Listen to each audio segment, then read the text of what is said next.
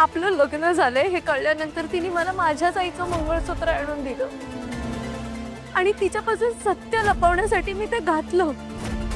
त्या मंगळसूत्राचा सुद्धा मान नाही दाखवू शकले मी केदार. आणि आता पावलोपावली पश्चाताप होतोय मला त्याचा. आणि या सगळ्यात मी माझ्या हट्टासाठी तुला ओढलंय. आता या खोट्याचं ओझं नाही सहन होते मला नाही कळत आहे मी काय करू. प्लीज असं काही समजून नको. मग काय समजू? असंच आहे. माझ्यामुळे तू या परिस्थितीत अडकलायस.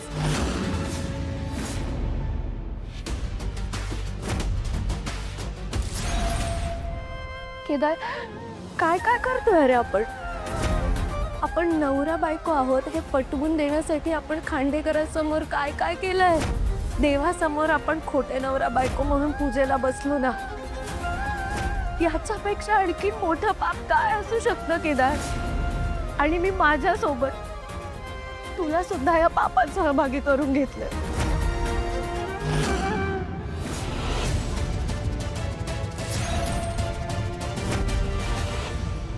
अगं हा एक आपल्या ड्युटीचा भाग आहे आणि तू माझ्यामुळे गिल्टी नको फील करून घेऊ. कसं नको करून घेऊ?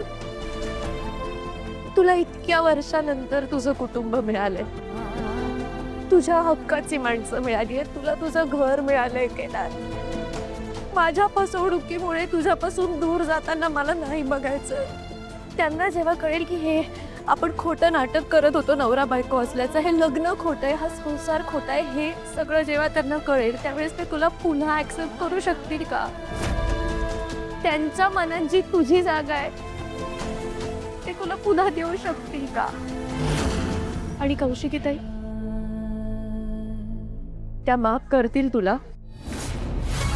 श्वेता, कुठलीही फेक न्यूज यापुढे MNN चॅनलवर टेलिकास्ट होता कामा नये.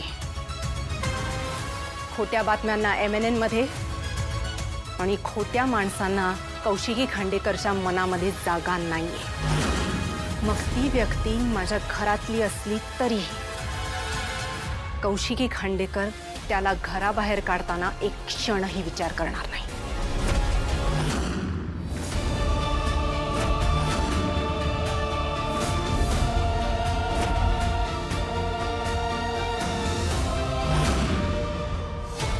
केदार,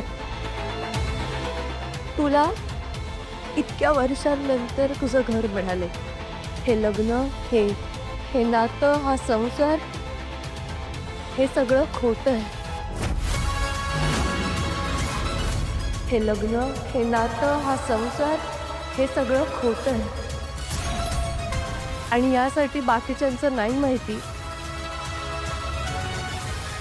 पण मी स्वतःला कधी माफ करू शकेल असं मला नाही वाटत.